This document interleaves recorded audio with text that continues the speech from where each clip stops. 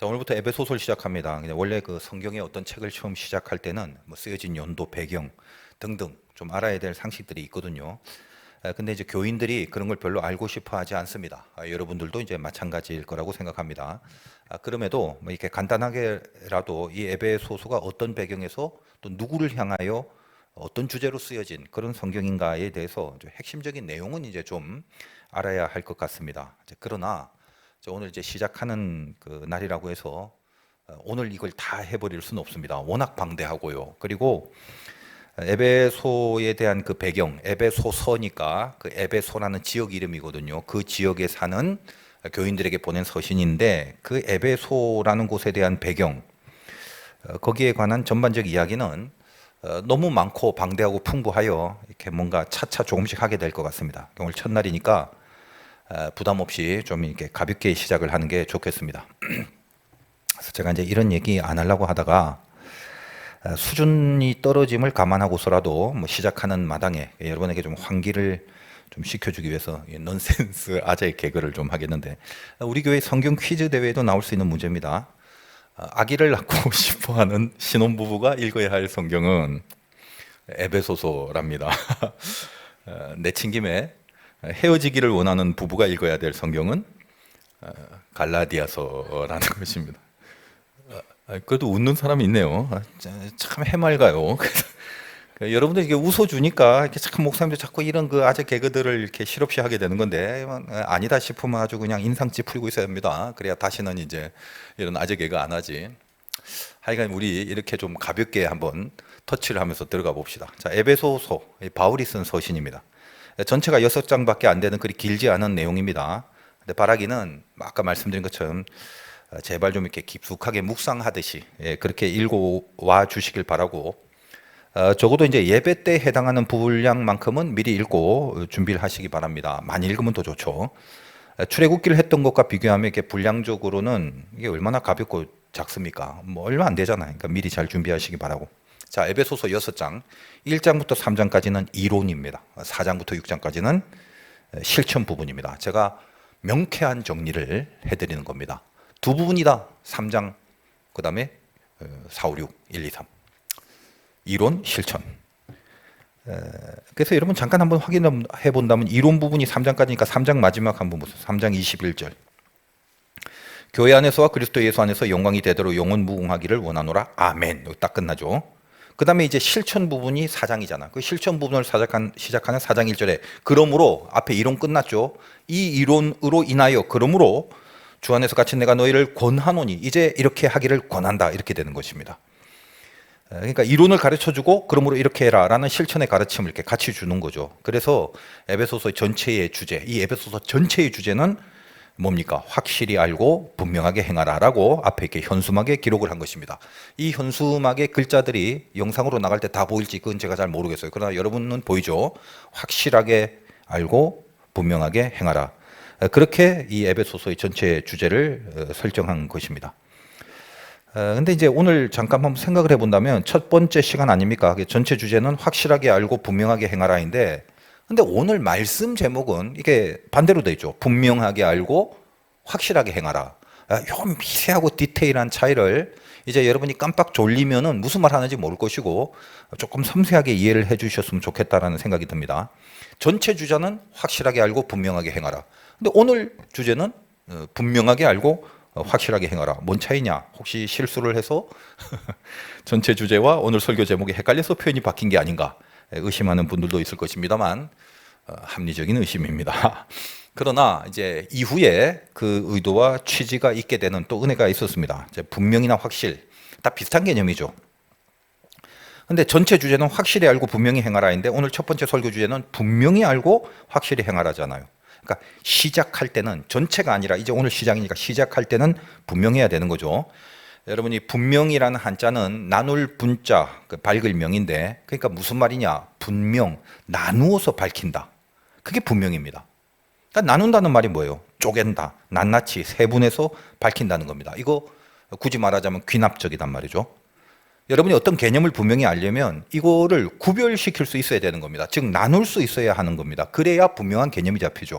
자, 어떤 게 작다라고 한다면 상대적으로 크다라는 개념과 구별이 가능할 때 그때 분명해집니다. 그래서 작은 거는 따로 모을 수 있어야 되고 큰 거는 따로 모을 수 있을 때 그렇게 구별을 해 놓고 나면 작다라는 개념이 구별돼서 선명해지는 거죠. 그것이 분명입니다. 그러므로 말씀드린 것처럼 이론을 먼저 다루고 이론을 다룬 다음에 실천을 향하여 가는 것이 수순이기 때문에 이론을 다룰 때는 그 처음에 있어서 확실하게 다루는 게 아니라 분명하게 세세하게 다루는 겁니다. 통합적으로 확신을 가지는 게 먼저가 아닙니다. 전체를 놓고 확신을 가지는 게 아니라 세분하여 그 각각의 개념을 분명히 하는 것이 먼저가 되어야 한다는 말이에요. 그렇다면 에베소서 전체의 주제는 그럼 왜 전체 주제는 확실하게 알고 분명하게 행하라입니까? 왜 전체 주제에서는 확실하게가 먼저 나옵니까? 에베소서를 이제 다 다루고 나면 전체를 다 보고 나면 시작할 때 분명하게 알고 있었던 것이 통합돼서 전체의 진리가 되는 거죠. 그러면 그때부터는 확실하게 알게 된다는 뜻입니다. 그러니까 시작할 때부터 차근차근 분명하게 다 배우고 나서 다 배우고 전체 입장에서 본다면 이제 확실하게 알게 되었기 때문에 일상의 세세한 부분에서부터 확실하게 알고 있는 전체를 적용하여 일상의 세세한 부분에 분명하게 행할 수 있어야 돼. 행함이 이제 분명해지는 그런 결론이 된다라는 뜻이죠. 이해하시겠죠? 그러니까 시작은 이론이 분명하고 행함이 확실한 것이어야 되고 끝에서는 그 이론이 확실하게 되어서 이제는 행함이 분명하게 되어야 한다는 그런 의미입니다. 머리 좋으신 분들이니까 다 이해하시리라 믿고, 원래 현수막을 만든다고 하길래 에베소서 전체 주제를 제가 전해줬는데 잘못 전달되는 과정 중에 원래는 확실하게 알고가 아니라 분명하게 알고 확실하게 행하라 였습니다. 오늘 말씀 제목이 실은 제가 원래 생각했던 전체 주제였던 거죠. 근데 막상 이제 나온 거 확인을 해보니까 현수막이 거꾸로 나왔어요. 확실하게 알고 분명하게 행하라 그렇게 나온 겁니다. 제가 잘못 전달한 거죠. 그럼 바꿀까 했더니 바꾸려면 또 이거 뭐 20몇만 원인가 더 든다고 하니까 제가 처음에는 뭐 분명히나 확실히나 그냥 별로 의미 차이가 없는데 돈 쓰지 말고 그냥 이렇게 내버려 둬라고 그렇게 얘기를 했습니다. 근데 그렇다면 오늘 제목도 이제 전체 주어와 전체 주제 부합해야 하잖아요. 첫날이니까. 그래서 오늘도 사실 그렇다면 이 전체 주제를 똑같이 해야겠다. 확실하게 알고 분명하게 행하라 이렇게 해야겠다. 라고 했는데 또 헷갈렸어. 그래갖고 주보를 만들 때 제가 말씀 제목을 분명하게 알고 확실하게 행하라고 원래 제가 생각한 그 전체 주제를 말씀 제목을 이렇게 올려놓게 된 거죠. 현수막 만들 때 실수를 하고 말씀 제목을 올릴 때 또 실수를 한 셈입니다. 이게 이제 괜히 이렇게 쓸데없이 말이 길어지는 것 같은데, 자, 말씀드린 것처럼 오늘부터의 젊은이 예배는 그 예배 영상이 음성뿐만 아니라 이제 영상으로 나가게 됩니다. 그래서 그 유튜브 말씀 디지트 제 그 유튜브에 그 설교 부분만 음성만 있는 게 아니라 아예 영상으로 올라갑니다. 그러면 이제 현수막의 문구들이 보일 수도 있을 것 같아. 이 배치가 어떻게 되는지 저는 잘 모르겠습니다. 어쨌든 찍게 되면 혹시 나올 수도 있을 것 같다는 거죠. 그럼 혹시 또 그 아주 디테일한 사람들 있잖아. 괜히 그 좀 집요한 사람들, 그 말씀 듣는 그런 사람들 중에 혹시 오해가 없도록 제가 해석을 해드리려고 하는 겁니다. 뭐 실수한 것에 대해서 이렇게 뭐 핑계를 대려고 하는 의도도 좀 있지만 돈을 다시 들여서라도 이렇게 뭔가 좀 현수막을 바꿀까 하다가 이렇게 뭐 여러 가지로 겹치기 실수를 하는 바람에 나중에 보니까 여기서 은근히 하나님이 주시는 해석을 하게 되는 거예요. 이거 진짜입니다. 이거는. 에베소서는 이론과 실천이라고 그랬잖아요. 아주 명쾌하게 정의를 내리자면 그렇게 말할 수 있는 거예요. 그런데 시작은 분명으로 시작해야 되고 세세히, 그러니까 아주 낱낱이 개념을 잡아 나가면서 각각의 것을 알아야 되고 나중에 끝나면 이렇게 분명하게 알아왔던 모든 것이 통합적으로 확실하게 알게 되는 그 이론이 되어야 한다는 것입니다. 그래서 아주 그 미세한 차이 같지만 상당히 깊은 메시지를 이미 제목부터 부여해 주시는 은혜와 만나게 된 것입니다. 전체의 주제뿐만 아니라 오늘 말씀의 제목에서부터 이론은 분명으로 시작해서 확실로 가야 되는 거고, 그러니까 세세하게 시작해서 통합적으로 알게 된다는 개념이고, 반면 실천은 확실하게 시작해서 분명으로 가야 한다는 말이에요. 처음에는 확신이 있는 마음들이 중요하죠. 막 신나고 힘있게 담대하게. 근데 나중에는 이게 뭐가 맞는지 틀린지를 선별할 수 있는 능력이 필요한데 그 선별할 수 있는 능력이 중요하게 되는 거죠. 그 선별의 능력을 갖고 실천력으로 가야 된다는 말이 되는 것입니다. 그게 분명하게 행하라는 말이거든요. 그러니까 선별하고 행할 수 있는 그것이 분명하게 행하는 거죠. 그래서 이제 에베소서를 시작한 오늘부터 여러분은 이제 이론에 있어서 분명해질 것을 바라시고 따라와 주시기 바라고, 이론을 시작할 때는 확실한 게 아니라 분명한 게 중요합니다. 개념 잘 잡으셔야 돼요. 낱낱이 세세하게 시작은 분명하게 끝은 확실하게. 이해하셨죠? 자, 에베소라는 도시가 어떤 곳인지에 대해서는 참 너무너무 그 내용이 많아서 기회가 되고 이제 메시지와 연관이 될 때마다 조금씩 참고적인 그런 설명을 해드릴 겁니다. 에베소서는 이 에베소라는 지역을 향해서 기록한 바울의 편지인데, 바울이 로마에 이제 감금되어 있을 때가 있습니다. 이 감금이라는 건 옥중에 있을 수도 있고 자택연금일 수도 있고 뭔가 이렇게 감시를 받고 꼼짝 못하게 돼 있는 상태를 말하는데, 그래서 보통 이제 바울의 서신 중에 옥중 서신이라는 표현이 많지 않습니까? 그 로마에 감금되어 있는 상태 가운데 쓴 옥중 서신 중에 하나입니다. 신약 성경에는 바울의 서신들이 굉장히 많은데 서신이니까 편지죠. 편지라는 형식을 가지다 보니까 편지, 수신 대상이 있다. 받는 사람. 그리고 그 수신자가 처한 상황이 있기 때문에 그 상황을 염두에 두고 편지를 썼다 이 말이지. 그러니까 그 상황에 대한 어떤 해결 방법이나 설명들을 통해서 바울이 신앙적 솔루션을 주려는 의도로 기록된 것들이 대부분 서신들의 전형적인 내용입니다. 그러나 이 에베소서의 특징이 뭐냐? 분명히 서신이긴 한데 다른 서신과는 좀 달라요. 어떤 구체적이고 특별한 정황을 염두에 두고 쓰여진 그런 서신이 아니라는 겁니다. 뭐라고 할까? 아주 보편적이고 범신앙적인, 우리가 일상에 알고 있는 이 신앙의 코어에 해당하는 그런 부분을 깊은 신학적인 통찰을 가지고 기록을 한 겁니다. 그러니까 그 편지를 받는 수신자도 에베소 사람들, 에베소서니까 에베소 사람들이라고 생각되겠지만 물론 포함하여 사실은 내용적으로는 보편적인 기독교인들을 향한 신학적 가르침을 주려는 것이죠. 바울의 서신들 중에 가장 깊고 성숙한 책이 에베소서라고 여겨집니다.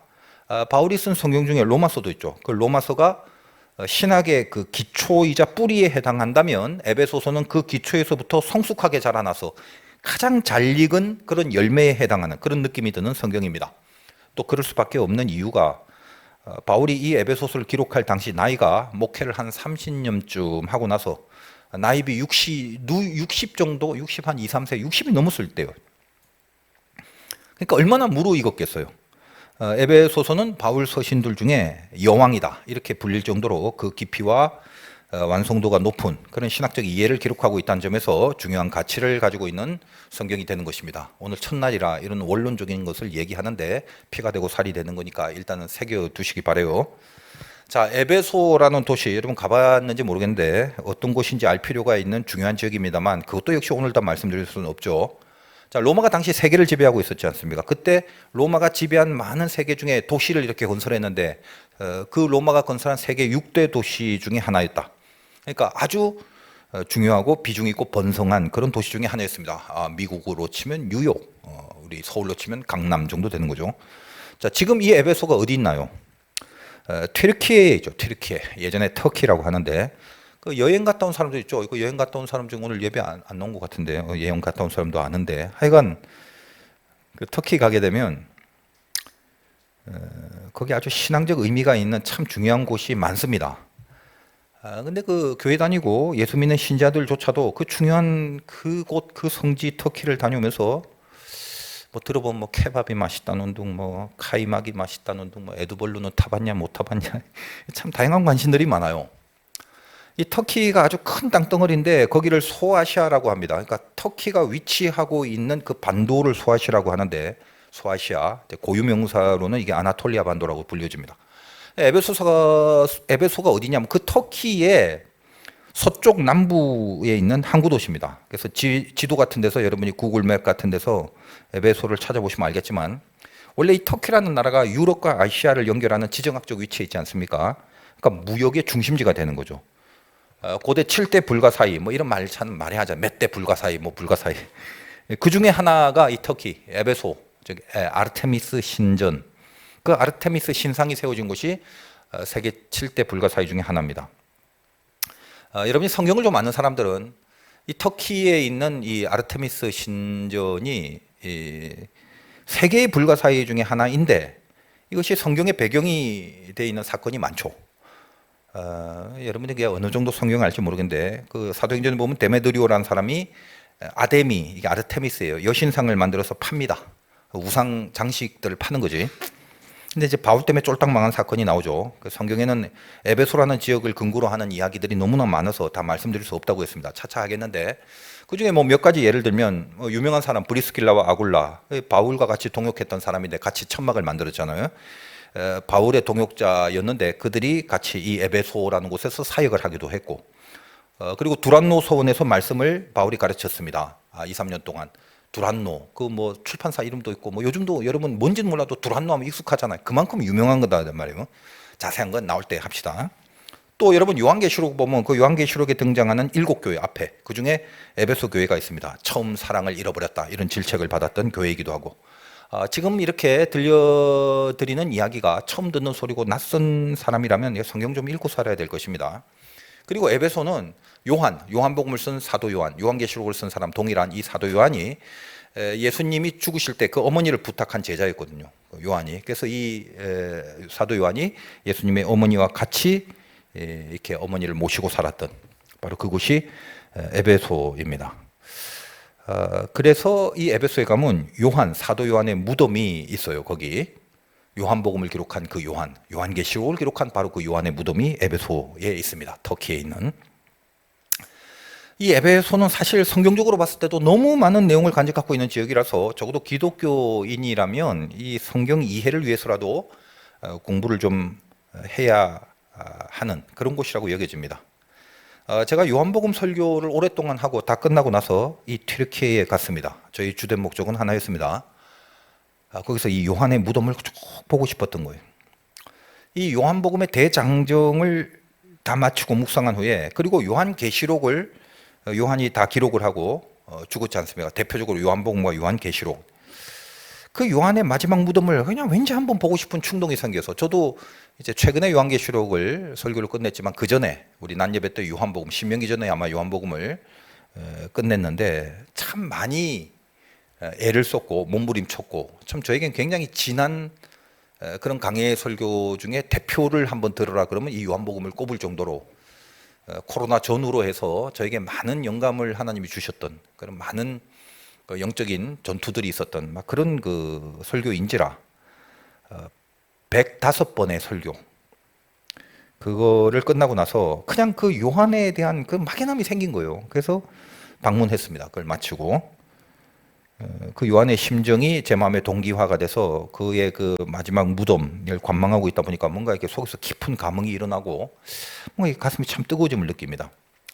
이 에베소라는 것은 로마의 황제가 기증한 건물, 황제가 기증했다는 건 대단한 규모거든요. 그 건물이 3개나 있어요. 근데 그것들이 다 보통은 신전의 형태를 가지는데 거기 뭐 원형극장도 있고 셀수스 도서관이라고 엄청난 규모의 도서관 뭐 등등 거대 건물들이 참 많습니다. 그래서 에베소라는 지역은 유네스코에서 세계 문화유산으로 그렇게 선정할 정도로 로마가 만들어낸 화려한 거대한 곳이었습니다.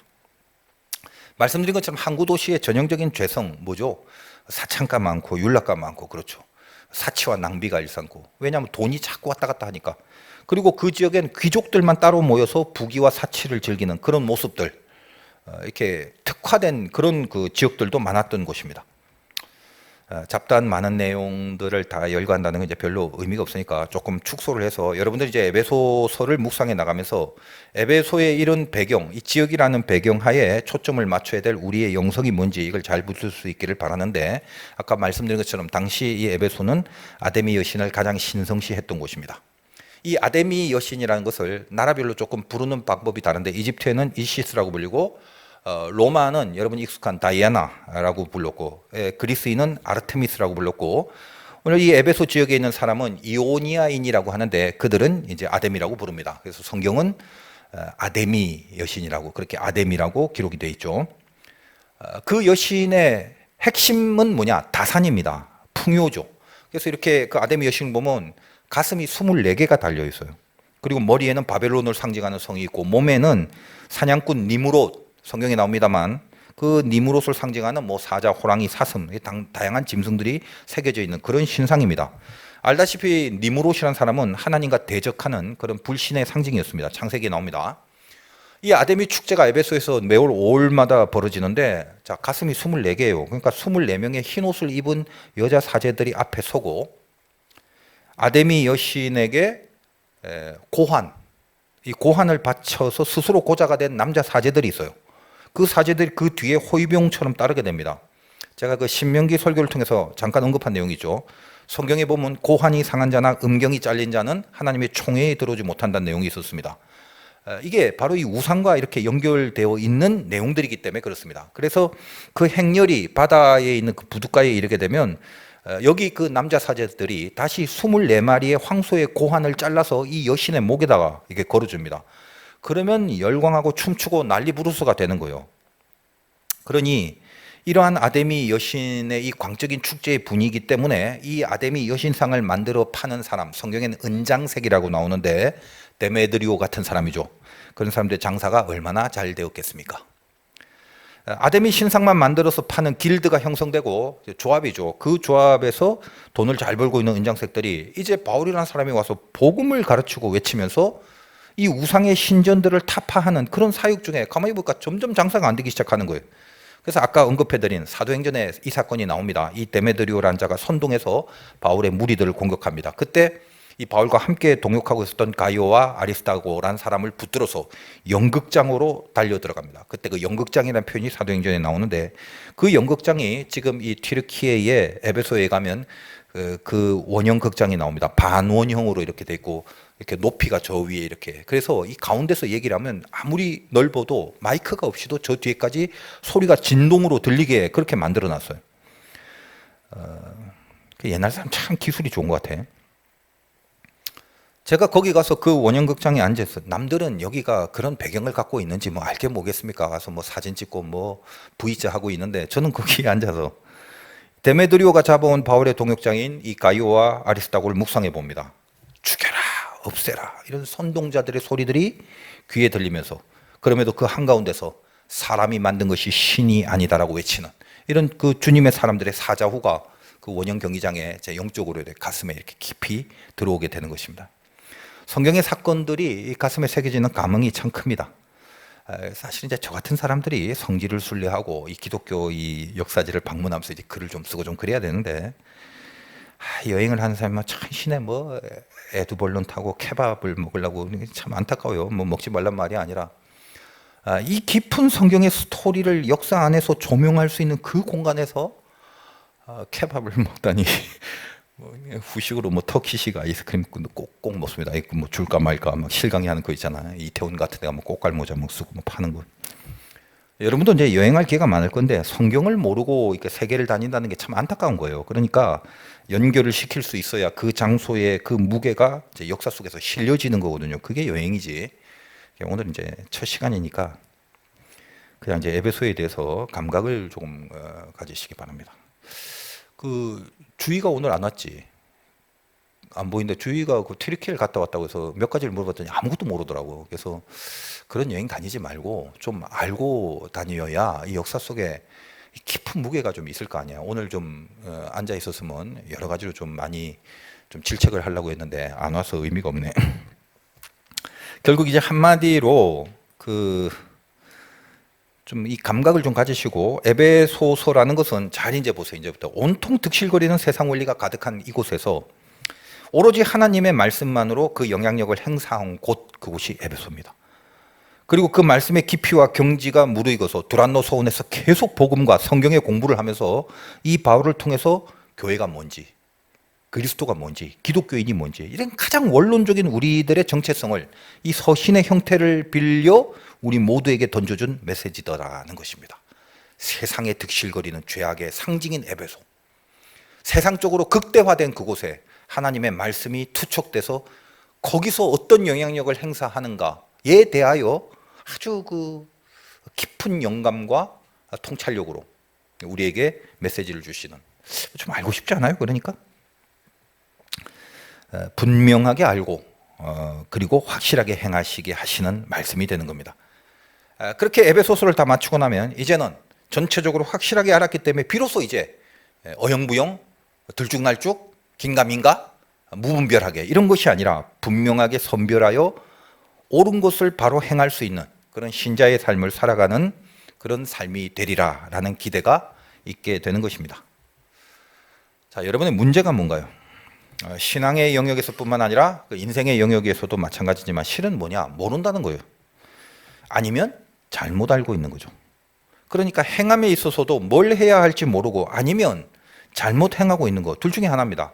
한국 교회의 문제가 그겁니다. 둘 중에 하나요. 몰라서 못하고 있거나 잘못 알아서 잘못 행하고 있거나.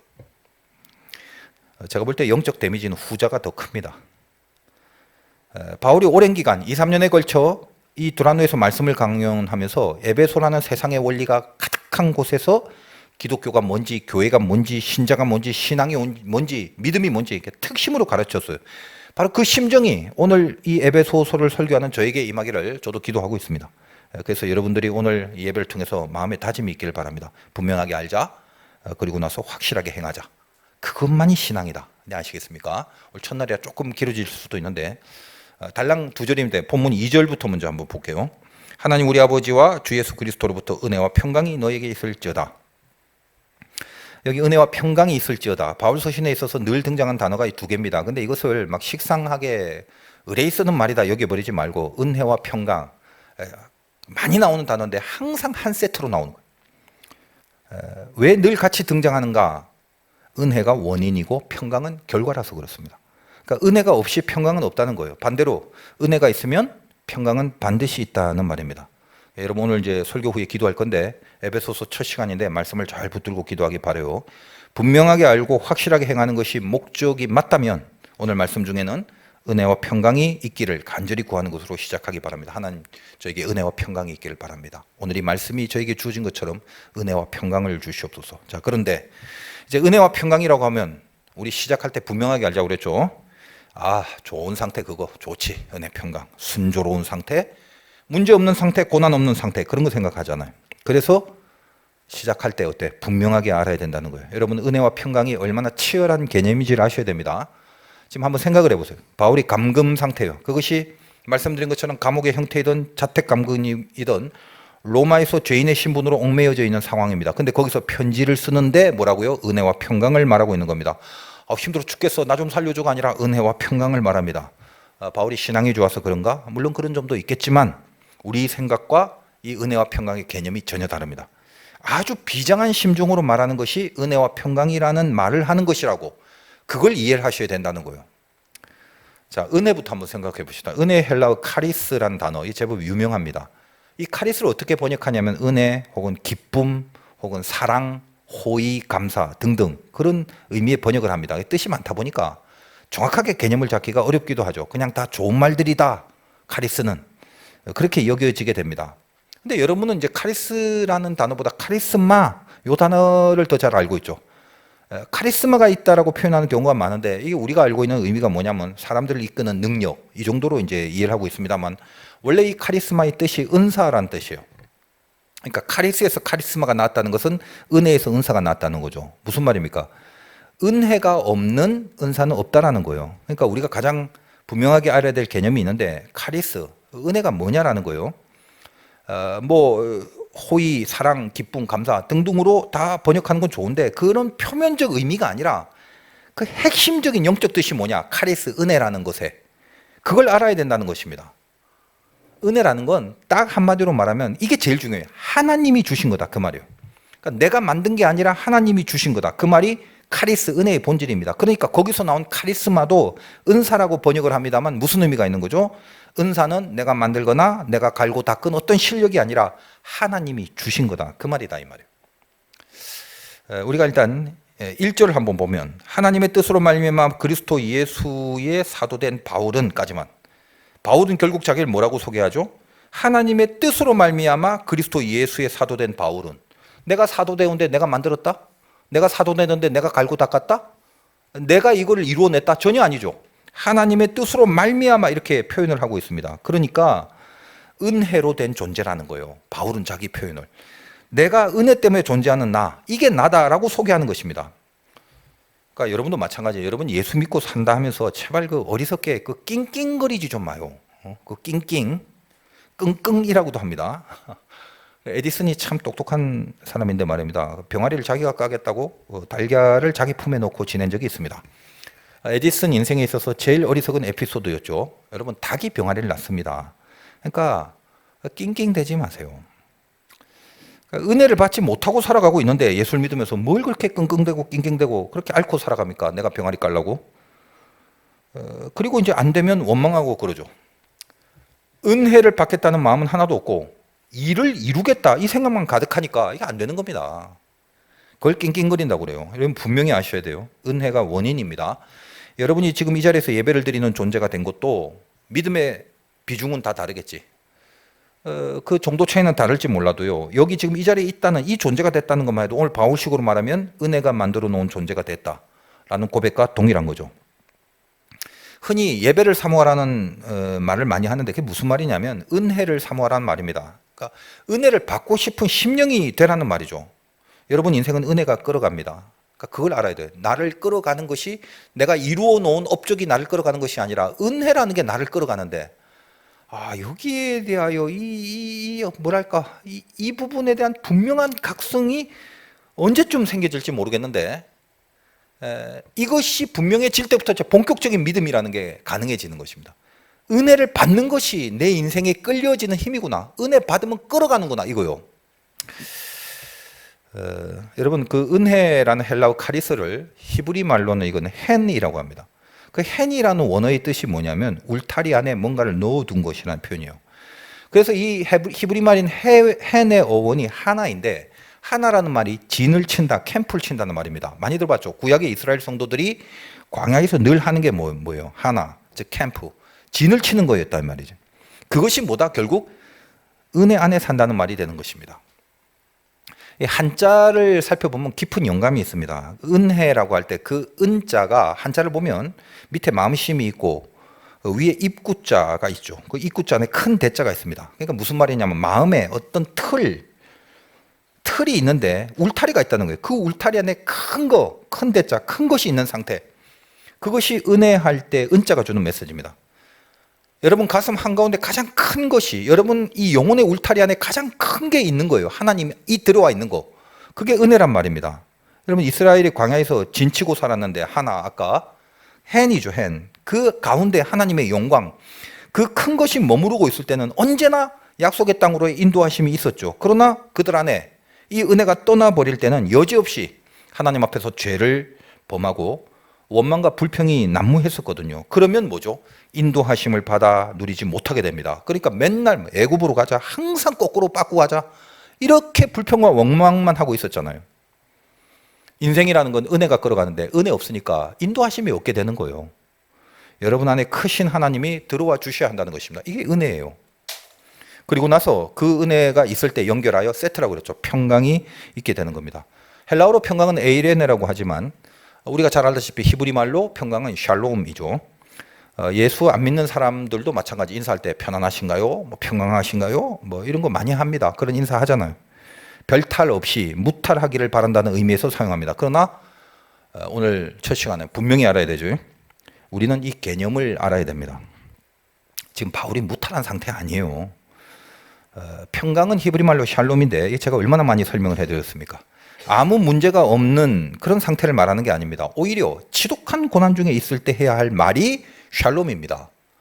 여러분이 그 인사말이라는 게 이스라엘 사람들이 샬롬한데 각국 나라의 인사말이 다 그러지만 그렇잖아요. 그 나라의 인사말을 보면 그 속에서 그 나라의 깊은 문제가 항상 서려 있는 것을 알게 됩니다. 알다시피 영국 인사나 유럽 같은 데는 날씨가 안 좋잖아. 그러니까 모든 인사가 전부 날씨예요. 굿모닝 이거 좋은 아침, 비 오는데 굿모닝 안 하잖아요. 그러니까 날씨가 제일 중요한. 날씨가 안 좋기 때문에 그 나라의 인사가 좋은 날씨를 바라게 되는 거고 우리나라 뭐 알다시피 지금도 여전히 식사하셨습니까? 지지리도 못 살았던 나라고 굶고 지냈던 나라서 먹는 게 중요한 거죠. 그러니까 식사하셨는 게 초미의 관심사. 그게 인사가 된 겁니다. 그러면 이스라엘의 샬롬 뭐예요? 무슨 배경인지를 아셔야 되겠죠. 여러분 이스라엘은 역사 속에서 우리나라보다도 훨씬 더 심한 고난들이 있었습니다. 거의 모든 역사가 막 제국의 지배 밑에서 살면서 맨날 포로로 끌려가고 어디서 이들이 평강을 누릴 때가 있었겠습니까? 그럼에도 샬롬이 그들의 인사와 축복이 되었던 것은 무탈하고 문제없고 뭐 아픔이 없는 상태를 추구하는 것이 목적이 아니라 상황이 어떻게도 상관없다. 단지 하나님이 우리와 함께 하기를 바란다. 그겁니다. 샬롬에 대한 설명을 제가 몇 번 드렸는데 샬롬은 히브리 말로 네 글자로 되어 있는데 샤, 라메드, 보, mem이에요. 샤라는 말은 제거하다고 라메드는 권이란 말이에요. 지팡이, 권이. 보는 못, 연결하다. 그리고 이 mem은 물 혹은 혼동입니다. 그래서 이 네 글자를 연결하는 어떤 의미가 되냐면 샬롬이라는 것이 혼동을 일으키는 권위, 힘. 그게 무슨 뭐 병이든 뭐 물질이든 관계든 혼동스럽게 하는 죄든 이 혼동을 일으키는 권위를 제거한다. 이게 샬롬이다 이 말이에요. 그러니까 무탈하고 사고 없고 무난하고 순조롭고 이게 샬롬이 아닙니다. 원래의 뜻이 그래요. 근데 여기 아주 깊은 신비가 있죠. 이 샬롬 말고 슐렘이란 단어도 있다고 그랬습니다. 슐렘이란 단어는 대가를 지불한다는 뜻인데 아까 말한 네 글자 중에 못이라는 글자가 없는 상태가 슐렘이에요. 그럼 거꾸로 대가를 지불하다라는 뜻 슐렘에 못이라는 대가 보를 집어넣어야 샬롬 평강이 되는 거죠. 못의 대가를 치를 때 드디어 하나님이 우리에게 바라시는 평강이 온다라는 말입니다.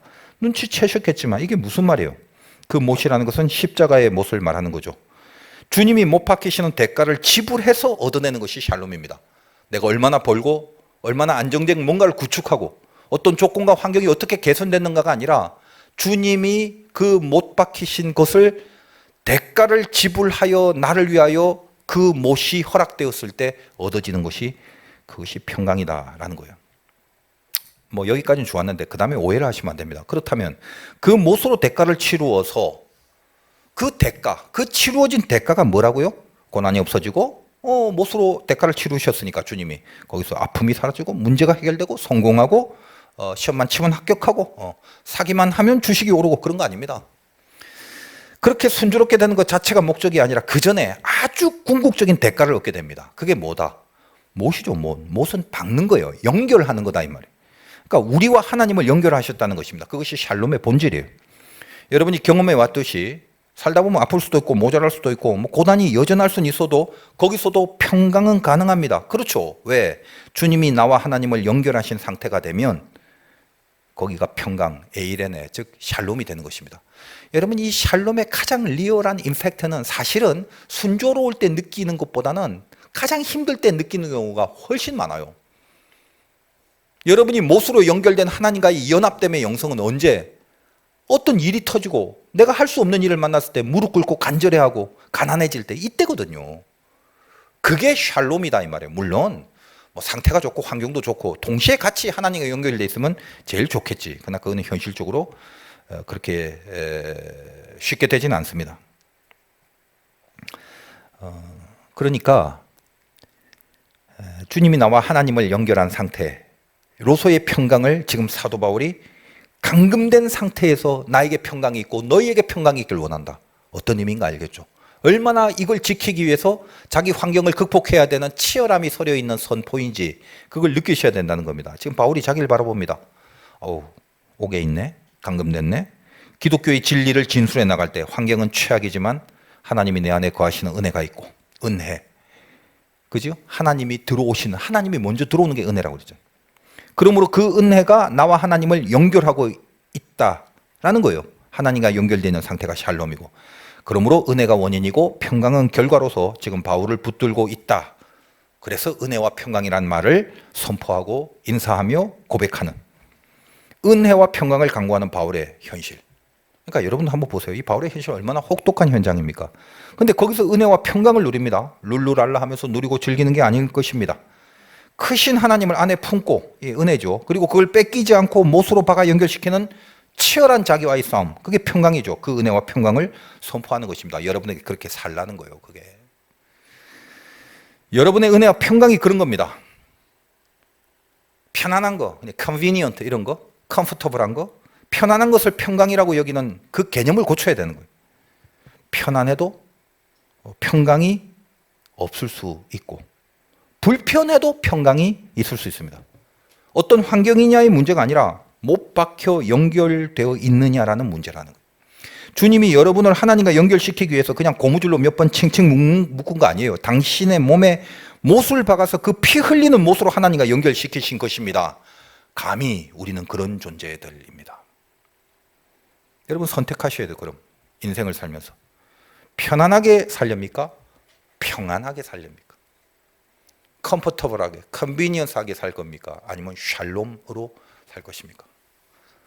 영어를 좀 썼더니 여러분의 그 편안의 그 발음이 조금 해서 확실하게 그 알려드리려고 영어를 좀 썼는데, 저기 미국에서 온 우리 조카가 앉아 있어갖고 내가 무슨 말인가 알아듣겠니? 못 알아듣는. 내가 이제 컨비니언트라고 해도 못 알아듣는. 저번에 같이 우리 밥을 먹으면서 얘기하고, 너 미국에 사는데 전 세계를 다니면서 어디가 제일, 그 미국 안에 어디가 제일 좋다 그러니까 카와드 이러더라고요. 그래서 카와드? 저도 이제 미국을 좀 아는데 카와드가 어디에 있는가? 다시 해봐. 카와드. 모르겠더라고요. 스펠링이 뭐냐? 그러니까 COLLA 콜로라도였어요.